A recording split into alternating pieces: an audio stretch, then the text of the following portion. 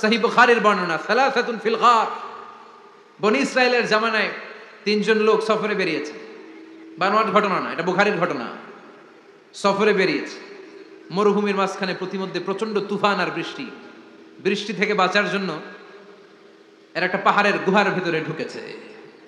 হঠাৎ থান্ডার, বজ্রপাত, বিজলি, মুষলধারে বৃষ্টি। বৃষ্টির পানিতে পিচ্ছিল হয়ে উপর থেকে বিশাল প্রকাণ্ড একটা পাথরের খণ্ড এসে গুহার মুখের মধ্যে আটকে গিয়েছে। যেই গুহার মুখ দিয়ে তারা ঢুকেছে, ওইখানে বিশাল একটা পাথর গড়িয়ে এসে উপর থেকে বলল, অন্ধকার, ভিতরে কোনো আলো নাই, কোনো জনমানব নাই, বাঁচানোর কেউ নাই, কিচ্ছু দেখা যায় না, ঘুটঘুটে অন্ধকার। বাইরে থেকে আলো আর অক্সিজেন যে আসবে ওই সুযোগটাও নাই। তিনজন বুঝে গেল আমাদের মৃত্যু এখানেই হবে, আমাদের কঙ্কাল গুলো শত শত বছর এখানে পড়ে থাকবে, কেউ উদ্ধারের জন্য আসবে না, ঠিক না? বাঁচানোর কেউ নাই, অক্সিজেন যতটুকু আছে কিছুক্ষণ পরে এটাও শেষ হয়ে যাবে। তিনজনের একজন বলল আমাদের বাঁচানোর কেউ নাই, একজন ছাড়া তিনি কে? আমাদের তিনজনের জীবনের এমন কোন নেক আমল আছে কিনা যেটা দিয়ে আল্লাহর কাছে দোয়া করা যায়? কার জীবনে কি নেক আমল আছে যেই নেক আমলটা দুনিয়ার কোনো মানুষকে দেখানোর জন্য করা হয় নাই, শুধু করা হয়েছে কার জন্য? এরকম কোন নেক আমল থাকলে দোয়া করা শুরু করো, এছাড়া আমাদের বাঁচার কোনো উপায় নাই। একজন দোয়া করা শুরু করলো, হাদিসে লম্বা একটা হাদিস, আমি সরল বঙ্গানুবাদ শোনাচ্ছি। একজন দোয়া করা শুরু করলো, একজন বলতে শুরু করলো, আল্লাহুম্মা কানালি আবাওয়ান শাইখান কাবীরান, ও আল্লাহ, আমার বৃদ্ধ বৃদ্ধা মা বাবা ছিল, আমি পেশায় ছিলাম রাখাল, প্রতিদিন রাখালগিরি করার পরে, ছাগলের দুধ দহন করার পরে যখন বাসায় ফিরে আসতাম, সবার আগে আমি আমার আব্বা আম্মারে দুধ খাওয়াতাম। আব্বা আম্মাকে দুধ খাওয়ানোর পরে আমার সন্তানদের মুখে, আমার স্ত্রীদের মুখে আমি দুধ তুলে দিতাম। একদিন আমার আসতে দেরি হয়ে গেল, এসে দেখি আব্বা আম্মা ঘুমিয়ে গেছে। দুধের বাটি নিয়ে আমি আব্বা আম্মার মাথার সামনে দাঁড়িয়ে রইলাম। মনে মনে ভাবলাম, আব্বা আম্মা যখন ঘুম থেকে জাগবে, আব্বা আম্মারে আগে আমি দুধ খাওয়াবো, তারপরে ছেলে মেয়েরে খাওয়াবো, স্ত্রীদেরকে খাওয়াবো। দাঁড়িয়ে রইলাম, আমার ছেলে মেয়েরা এসে আমার কাছে বললো, আব্বা খাবার দাও, আমি দেই নাই। ক্ষুধার জ্বালায়, ক্ষুধার যন্ত্রণায় পাগল পড়া হয়ে আমার কলিজার টুকরা ছেলে মেয়েগুলো আমার পায়ের মধ্যে পড়ে কাঁদতে লাগলো, আব্বা একটু দুধ দাও, ক্ষুধা লেগেছে। ও আল্লাহ, আমি দেই নাই। ফজর পর্যন্ত দাঁড়িয়ে রইলাম। ফজরের সময় যখন আব্বা আম্মা ঘুম থেকে উঠলেন, সবার আগে আব্বা আম্মারে দুধ খাওয়ালাম, তারপরে ছেলে মেয়েদের মুখে তুলে দিলাম। ও আল্লাহ, ও আল্লাহ, ওই দিনে সারা রাতটা আমি দাঁড়িয়ে আব্বা আম্মার জন্য যে দাঁড়িয়েছিলাম, দুনিয়ার কাউরে দেখানোর জন্য নয়, শুধু তোমারে খুশি করার জন্য। ওই রাতের ইবাদতটা যদি তোমার কাছে পছন্দ হয়, বা ফাররিজ আন্না মা নাহনু ফি, আজকে যেই বিপদে আমরা আছি, বিপদ থেকে তুমি বাঁচাও। বলার সাথে সাথে 1/3, 1/3 পাথরটা ডান দিকে সরে। সুবহানাল্লাহ পড়বেন না? এবার বাইরে থেকে আলো আসতে শুরু করেছে, অক্সিজেন ঢুকতে শুরু করেছে, তাদের মনের মধ্যে স্বস্তি ফিরে এসেছে। এবার দ্বিতীয় জন দোয়া শুরু করলো, আল্লাহ, আমার এক চাচাতো বোন ছিল, এত সুন্দরী, আমার জীবনে এত সুন্দরী নারী আমি দেখি নাই, এত সুন্দরী নারী। ওয়া কুনতু উহিব্বুহু বিআশাদ্দি মা ইউহিব্বুর রিজাল আন নিসা, একজন পুরুষ একজন নারীকে যত ভালোবাসতে পারে, আমি ঠিক ততটা ভালোবাসতাম আমার এই সুন্দরী কাজিনকে, চাচাতো বোনকে। কিন্তু আমার মনের কথা আমার চাচাতো বোনরা আমি বুঝাতে পারি নাই। একদিন লজ্জা শরমের মাথা খেয়ে চাচাতো বোনরা আমি বললাম, তোরে আমি বড্ড ভালোবাসি, একান্তে আমি তোরে চাই। চাচাতো বোন বলল, এত এত স্বর্ণ মুদ্রা যেদিন জমাতে পারবা ওই দিন আমারে পাবা। এবার আমি স্বর্ণ মুদ্রা জমাতে লাগলাম, জমাতে জমাতে জমাতে জমাতে বছর শেষে স্বর্ণ মুদ্রার থলে নিয়ে চাচাতো বোনের হাতে দিলাম। চাচাতো বোন আমার অপকর্মে রাজি হয়ে গেল। গোপন একটা রুমের ভেতরে আমরা ঢুকলাম, দুইজনেই জামা কাপড় খুলে নেকেড হলাম, জিনা করব, পাপ কাজ করব। একেবারে ফাইনাল ডেস্টিনেশন আমরা চলে গেলাম।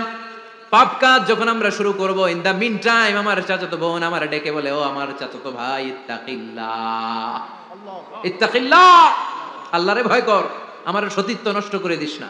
আল্লাহ ওই মুহূর্ত থেকে ফিরে আসা কোনো পুরুষের পক্ষে সম্ভব ছিল না। ইত্তাকিল্লাহ, এই বাক্যটা শুনে, তোমার আওয়াজ শুনে আমার কলিজার মধ্যে কাঁপুনি ছুটে গিয়েছে। তোমার নাম শুনে আমি আর ধৈর্য ধারণ করতে পারি নাই, চিৎকার মেরে জামা পেড়ে ওই ঘর থেকে বের হয়ে গেলাম।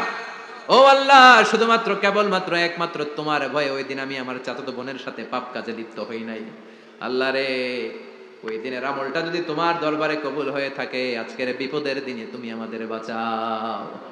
বলা মাত্রই এই দোয়া আল্লাহর কাছে এত কবুল হয়েছে, কারণ আল্লাহর ভয় এটা পৃথিবীর সবচেয়ে বড় ইবাদত। চিল্লায় বলেন ঠিক কিনা?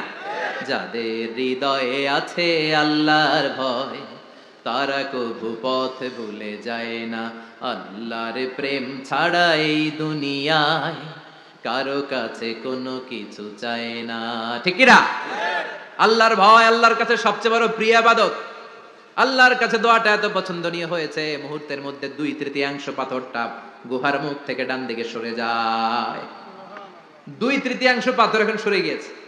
এবার তারা বেরোতে চেষ্টা করলো, দেখা যায় হাত বেরোয়, কারো পা বেরোয়, মাথা বেরোয়, কিন্তু পুরো বডিটা নিয়ে বেরোয়া যায় না। বাকি আছে কয়জন? কথা কন। এবার 3 নাম্বার লোক দোয়া করতে শুরু করেছে, আল্লাহ ইন্নী ইস্তাজারতু উজারা ফাদাফাতু সামানাহুম।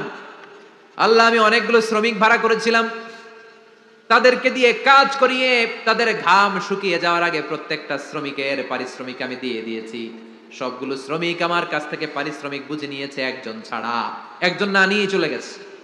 তার টাকা তারে আমি বুঝাই দিতে পারি নাই। তার রেখে যাওয়া টাকা দিয়ে আমি কয়েকটা ছাগল কিনলাম। ওই ছাগল পালতে পালতে বাচ্চা দিল, আরো বাচ্চা দিল, দিতে দিতে বিশাল ছাগলের ডেইরি ফার্ম বানালাম। 1 যুগ পরে ওই শ্রমিক এসে বলে, হে আমার মালিক, 12 বছর আগে তোমার কাছে কাজ করেছিলাম, টাকা কিন্তু নেই নাই, টাকা দাও। আমি বললাম, ওই যে বিশাল ছাগলের বড় একটা ডেইরি ফার্ম দেখা যায়, পুরো ডেইরি ফার্ম তোমার, ডেইরি ফার্মটা তুমি নিয়ে যাও। শ্রমিক আমারে বলতে লাগলো, তাস্তাজিউ মিন্নি, আমার সাথে ঠাট্টা করো নাকি? একদিনের পারিশ্রমিক দিয়ে ডেইরি ফার্ম হয় নাকি? যতটুকু টাকা তোমার কাছে আমি 12 বছর আগে পেতাম ততটুকু দিলেই চলবে। তারে আমি বুঝিয়ে বললাম, তোর টাকা দিয়ে ছাগল কিনেছি, ছাগলের ব্যবসা করে ডেইরি ফার্ম বানিয়েছি, একটার পর একটা ছাগল বাচ্চা দিতে দিতে আজকে হাজার হাজার ছাগলের এই ডেইরি ফার্ম, পুরো ডেইরি ফার্মটা আমি তোরে দিয়ে দিলাম। বলা মাত্র ওই শ্রমিকটা ডেইরি ফার্ম নিয়ে চলে গেল।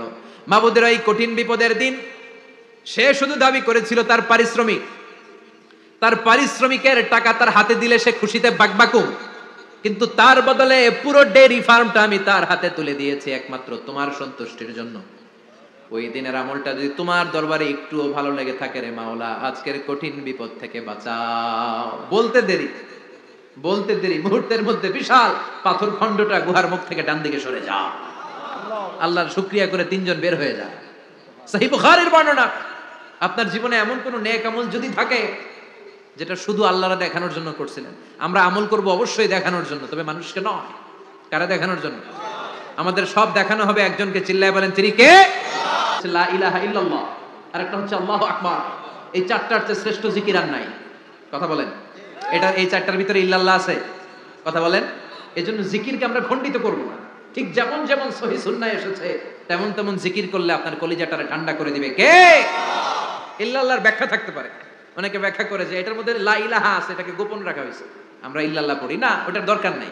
বিশ্বনবী এবং সাহাবারা যেই পন্থায় জিকির করেছেন, যেই পন্থায় জিকির শিখিয়েছেন, ওইটার ভিতরে বরকত বেশি না কম? কথা বলেন, বেশি না কম? এজন্য বিশ্বনবী বললেন আল্লাহর কাছে প্রিয় কথা 4টা। একটা হলো সুবহানাল্লাহ, দ্বিতীয়টা হলো আলহামদুলিল্লাহ, তৃতীয়টা হলো লা ইলাহা ইল্লাল্লাহ, চতুর্থটা হলো আল্লাহু আকবার। সুবহানাল্লাহ, আমার সাথে সাথে আওয়াজ করে পড়েন, সুবহানাল্লাহ, আলহামদুলিল্লাহ, লা ইলাহা ইল্লাল্লাহ, আল্লাহু আকবার, সুবহানাল্লাহ, আলহামদুলিল্লাহ, লা ইলাহা ইল্লাল্লাহ। আওয়াজ করে পড়েন আল্লাহু আকবার। মনে থাকবে? জিকিরের ওয়াজ শেষ। এগুলোর চেয়ে শ্রেষ্ঠ জিকির নাই। সবচেয়ে শ্রেষ্ঠ জিকির লা ইলাহা ইল্লাল্লাহ, সবচেয়ে শ্রেষ্ঠ কালিমা আল্লাহর কাছে এই 4টা। একটু খেয়াল করে দেখেন, এই প্রতিটা জিকিরের মধ্যে আমার আল্লাহর নাম আছে না নাই? সুবহানাল্লাহ আছে না? আলহামদুলিল্লাহ, লা ইলাহা ইল্লাল্লাহ, আল্লাহু আকবার। আল্লাহ ছাড়া আল্লাহর নাম থাকবে না যেই শব্দের মধ্যে ওই সমস্ত নাম আর হুই হুই হুই হুই, এগুলো দিয়ে কোনো জিকির করা যাবে না। আবার আব্দুল্লাহ ইবনে আমর ইবনুল আস বর্ণনা করেন, বিশ্বনবী যখন জিকির গুলো করতেন, আমি বিশ্বনবীকে দেখেছি বিশ্বনবীর আঙ্গুলের কড়াই জিকির গুনতেন। সুবহানাল্লাহ পড়েন। দেখতেছেন আমার হাত দেখা যায়? দেখা যায়। রাআইতুন নাবিয়্যা, আব্দুল্লাহ ইবনে আমর ইবনুল আসের বর্ণনা, রাআইতুন নাবিয়্যা ইয়াকিদুত তাসবিহা বিয়ামিনিহি, আমি বিশ্বনবীকে ডান হাতের গিড়ার ভেতরে তাসবিহ গুনতে শুনেছি, তাসবিহ গুনতে দেখেছি। সুবহানাল্লাহ পড়েন। এখন আমরা লম্বা তাসবিহ ছড়া নেই না, এটা জায়েজ, কিন্তু শ্রেষ্ঠ হচ্ছে হাতের গিড়ায় গোনা। এই প্রতিটা গিড়া in the day of judgement আপনার পক্ষে সাক্ষী দিবে। মনে থাকবে? কিভাবে গুনবেন? বা হাতে না ডান হাতে? ডান হাত উঁচু করেন সবাই, এইভাবে। নামাজ শেষ, আল্লাহু আকবার পড়ে 3 বার ইস্তেগফার পড়ে গোনা শুরু, এইভাবে সুবহানাল্লাহ। ঠিক আছে? এরপর আলহামদুলিল্লাহ, এরপর আল্লাহু আকবার। সবাই রাজি তো? সবাই রাজি? আল্লাহ তুমি কবুল করো।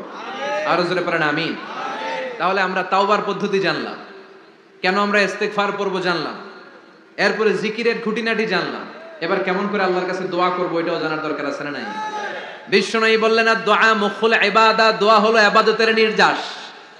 যে দোয়া করে না সে কিছুই করে না। তিরমিজির আরেক বর্ণনায় বিশ্বনবী বললেন আর দোয়া হুয়াল ইবাদা, দোয়াটাই হলো ইবাদত। দোয়াটাই ইবাদত। ধরেন আমি দোয়া করা শুরু করলাম, এটাই ইবাদত। নামাজ যেমনি ইবাদত, জিকির যেমনি ইবাদত, হজ করা যেমনি ইবাদত, দোয়া করাটাও। এজন্য প্রতি নামাজের শুরুতে দোয়া আছে না নাই? সূরাতুল ফাতিহার আরেক নাম সূরাতুদ দোয়া, দোয়ার সূরা।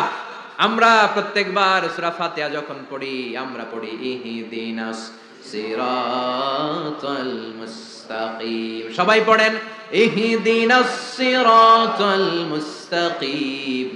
ও আল্লাহ আপনি আমাদেরকে সরল সঠিক পথ দেখান। পড়েন আমিন। ও আল্লাহ, show us the right path, show us the correct path, show us the middle path.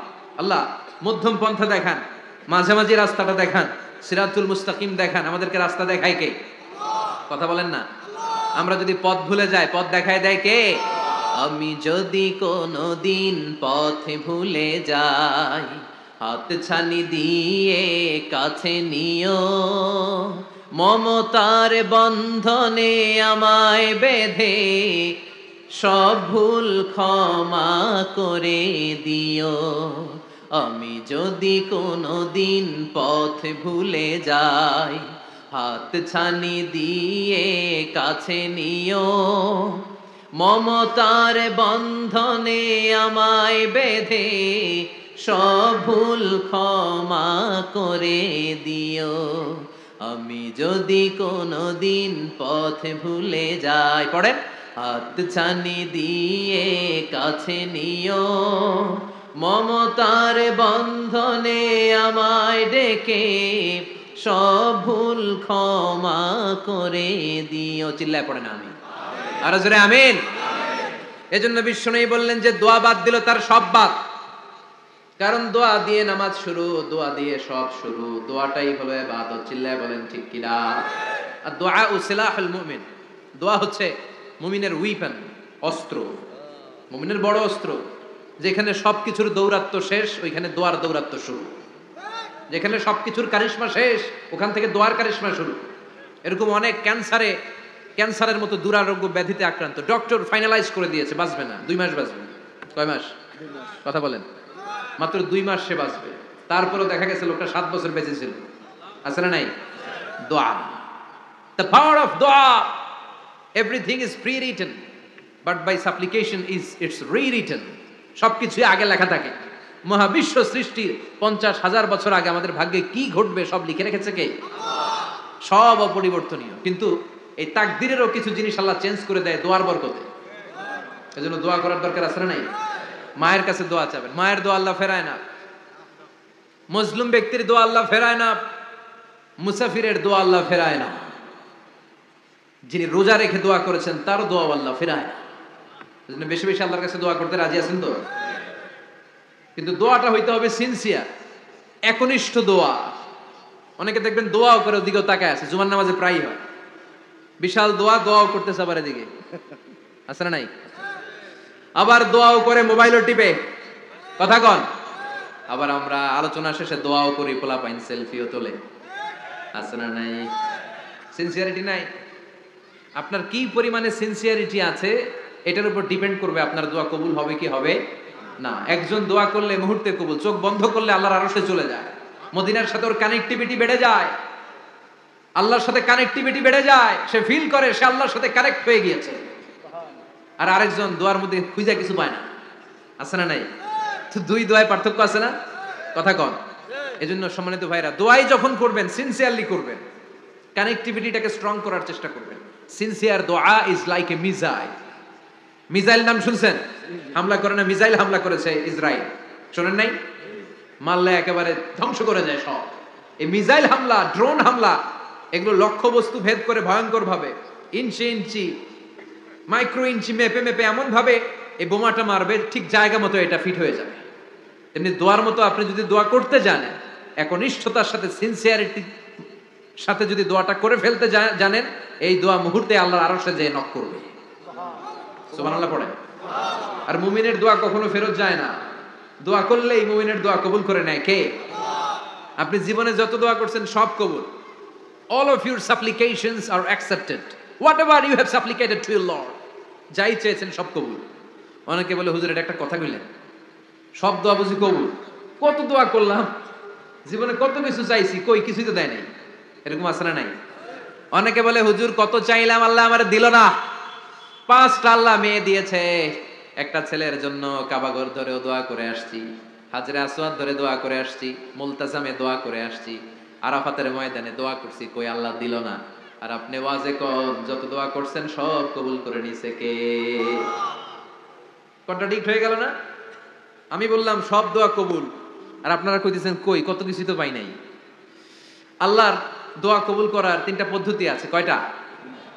আপনাদের জিমানি আসছে? কথা শুনতেছেন তো? 3টা পদ্ধতিতে তিনি দোয়া কবুল করেন। চিল্লায় বলেন কয়টা? আপনি দোয়া করা মাত্রই আল্লাহ এই দোয়াটা অ্যাকসেপ্ট করে নেয়। আল্লাহ বলে accepted, rejected he never shed your সাপ্লিকেশন is rejected. তোমার দোয়া রিজেক্ট করে দিলাম, এটা আল্লাহ কখনো বলে? সুবহানাল্লাহ পড়বেন না? দোয়া করা মাত্রই কবুল করে কে? তবে 3টা পদ্ধতিতে করে। চিল্লায় বলেন তো কয়টা? যখনই যা চাইবেন আল্লাহ বলে দেব দেব দেব দেব না, কখনো বলে না। 3 পদ্ধতিতে কবুল হয়। পদ্ধতি নাম্বার 1, কোন বিষয় আল্লাহর কাছে চাইলেন, দোয়া করলেন, আল্লাহ বলে দেব দেব বলেই তিনি দিয়ে দেয়, ফলে আপনি পেয়ে যান, আপনি খুশি। সুবহানাল্লাহ পড়েন।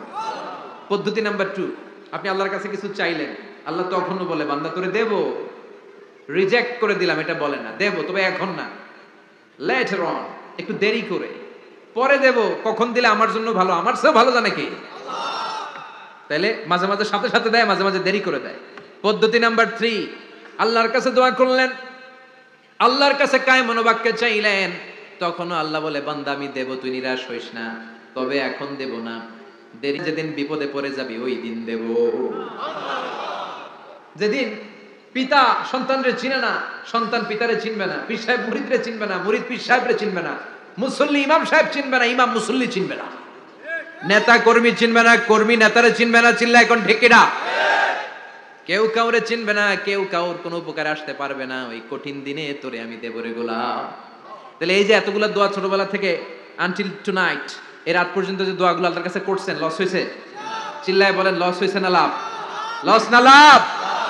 আল্লাহ বলে গোলাম চা বেশি বেশি দোয়া কর, উজিবু দাওয়াতাদ দাঈ ইযা দাআন। আমার বান্দা আমার কাছে চাইতে দেরি হয়ে যায়, দোয়া কবুল করতে দেরি হয়, এজন্য বারবার চাইতে হবে। না দিলেও চাবো, না দিলেও হয় একটু পরে দিবে, দেরি করে দিবে, যখন আমার জন্য উপকার হবে, ভালো হবে, তখন দিবে, তা না হলে কিয়ামতের ময়দানে দিবে। চিল্লায় বলেন ঠিক কিনা? বেশি বেশি দোয়া করবেন, সবার জন্য করবেন, নিজের জন্য করবেন, ফ্যামিলি মেম্বারসদের জন্য করবেন, শুভাকাঙ্ক্ষীদের জন্য করবেন, শত্রুদের জন্য বেশি করবেন, হেটার্স যারা আছে ওদের জন্য বেশি দোয়া। আল্লাহ যেন এগুলোর হেদায়েত দেয়। ইসলাম বিরোধী যারা, এদের জন্য দোয়া। হিন্দু বন্ধু থাকলে এদের জন্য দোয়া, হেদায়েতের দোয়া। ঠিক কিনা? সবাই সবার জন্য দোয়া করেন। অনেকে কয় হুজুর আমি আরেকজনের জন্য করবো কেন, হ্যাটটা হ্যাঁ করবো, আমার দোয়া আমি করুম, আছে না নাই? না, আপনি তার জন্য করবেন। আপনি যদি আপনার ভাইয়ের জন্য দোয়া করেন, ফেরেশতারা বলে ওয়ালাকা বিমিসলিন, মানে আল্লাহ সে তার ভাইয়ের জন্য যে দোয়া করলো, এই দোয়াটা আগে তার জন্য তুমি কবুল করে নাও। আপনি যদি দোয়া করেন আল্লাহ আমার ভাই অসুস্থ, তুমি তারে সুস্থ করে দাও, ফেরেশতারা বলে আল্লাহ যেই লোকটা দোয়া করলো তার মধ্যে যদি কোনো রোগ থাকে আগে তারে সুস্থ করে দাও, পরে বাইরে। ফেরেশতাদের দোয়া কবুল করে নেয় কে? আল্লাহ। আপনার দোয়া কবুল হইতে পারে, নাও হইতে পারে, কিন্তু ফেরেশতারা আল্লাহর কাছে দোয়া করলে এটা কবুল হবে না? আপনি যদি দোয়া করেন আল্লাহ আমার ভাইয়ের আর্থিক অবস্থা খুব খারাপ, তারে ধনী বানিয়ে দাও, ফেরেশতারা বলে ওয়ালাকা বিমিসলিন, ও আল্লাহ এই দোয়াকারী তার ভাইয়ের জন্য যেই দোয়াটা করেছে আগে তার জন্য দোয়াটা কবুল করে নাও। সুবহানাল্লাহ পড়ো। এজন্য বেশি বেশি দোয়া করতে রাজি আছেন? বারবার চাইবেন, সকালে বিকালে দুপুরে রাতে শীতকালে গ্রীষ্মকালে সব সময় আমরা দোয়া করব কার কাছে? আল্লাহর কাছে। বারবার চাইলে আল্লাহ খুশি হয়ে যায়, বারবার না চাইলে আল্লাহ রেগে যায়। দুনিয়ার সিস্টেমের একেবারে বিপরীত। আমি যদি এই ভাইয়ের কাছে কোন একটা বিষয় নিয়ে আজকে যাই, ভাই আমারে 1000 টাকা দেন, বিপদে পড়ছি, দিল 1000 টাকা, নেন বিপদ সারা উদ্ধার হন। এক সপ্তাহ পরে আবার ভাইজান বড় বিপদে আছে, 1000 টাকা, তারপরে উনি লজ্জায় পড়ে দিবে, আসছে যখন দেই। পরের সপ্তাহে আবার মিয়া সাহেব 1000 টাকা। ওই দিন বলবে ভাই 1000 নাই, 500 নিয়ে যান। কথা কন। এর পরের মাসে যদি বলি ভাই বিপদে পড়ছি, দিবে নাকি? লাঠির বাড়ি আছে না নাই? প্রতি সপ্তাহে সপ্তাহে তোমার বিপদ। কথা কন। তার মানে এই দুনিয়ার সিস্টেম হচ্ছে একটা বিষয় নিয়ে বারবার কারো কাছে যাওয়া যায় না, চাওয়া যায় না, শরম লাগে। কথা কন। কিন্তু আল্লাহর সিস্টেমটা একেবারে উল্টো। আল্লাহর কাছে বারবার না চাইলে তিনি রেগে যায়। তিরমিজির বর্ণনা, ইন্নাহু মান লাম ইয়াসআলিল্লাহ ইয়াগদাব আলাই, যে ব্যক্তি কোনো বিষয় নিয়ে বারবার আল্লাহর বিরক্ত করে না, তার উপর আল্লাহ রেগে যায়। আর বারবার চাইতে যে লোকটা আল্লাহরে বিরক্ত করতে চায়, তার উপর আল্লাহ খুশি হয়ে যায়। এজন্য চাবেন আল্লাহর কাছে আজকে থেকে, চাবেন। দোয়া করলে যে কবুল হয় বিশ্বাস হয় মুসলমান। নেক আমলের ওসিলা দিয়ে দোয়া কবুল হয়। আপনার জীবনে যদি কোনো নেক আমল থেকে থাকে, যে নেক আমলগুলো আপনি আল্লাহর সন্তুষ্টির জন্য করেছেন, আমি আজকের মাহফিল আল্লাহর নামে একটা কসম কেটে বলে যাই, ওয়াল্লাহি আল্লাহর কসম করে আমি আপনাদের বলছি, আপনার জীবনের এমন কোনো নেক আমল যদি থাকে, যে আমলটা শুধুমাত্র কেবলমাত্র আপনি আল্লাহকে খুশি করার জন্য করেছিলেন, ওই নেক আমলের ওসিলা দিয়ে দোয়া করতে দেরি হবে, দোয়া কবুল হতে দেরি হবে। বিশ্বাস হয়? সন্দেহ লাগছে মনে হয়? বিশ্বাস হয় সবার? নেক আমলের ওসিলা, ওই নেক আমলটা শুধুই হয়েছে কার জন্য? চোখের পানি ছাড়ছিলেন এক রাতে আল্লাহর ভয়ে, কাউরে দেখানোর জন্য না। ওই নেক আমল। রাত্রিবেলা হেঁটে যাচ্ছিলেন মসজিদের পাশ দিয়ে, দেখলেন দান বাক্স লেখা, কেউ নাই। কচকচে 500 টাকার নোট বের করে ঢুকাই দিয়েছিলেন। এটা হচ্ছে শুধু আল্লাহরে দেখানোর জন্য নেক আমল, ঠিক কিনা? আল্লাকা সিররুন ইনদাল্লাহ বাইনাকা আনতা ওয়া বাইনাল্লাহ, আল্লাকা সাদাকাতুন তাখফা লা ইয়ালামুহা ইল্লাল্লাহ, আল্লাকা সিররুন ইনদাল্লাহ বাইনাকা আনতা ওয়া বাইনাল্লাহ, আল্লাকা সাদাকাতুন তাখফা লা ইয়ালামুহা ইল্লাল্লাহ। সুবহানাল্লাহ পড়েন। আল্লাকা সিররুন ইনদাল্লাহ, তোমার আর তোমার রবের মাঝে গোপন কিছু আছে কি, যেটা আল্লাহ ছাড়া কেউ জানে না? তোমার কি কোনো গোপন দান আছে কি, যেটা আল্লাহ ছাড়া কেউ দেখেনি? সুবহানাল্লাহ পড়েন।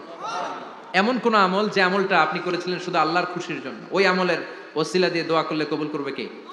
বিশ্বাস হয়?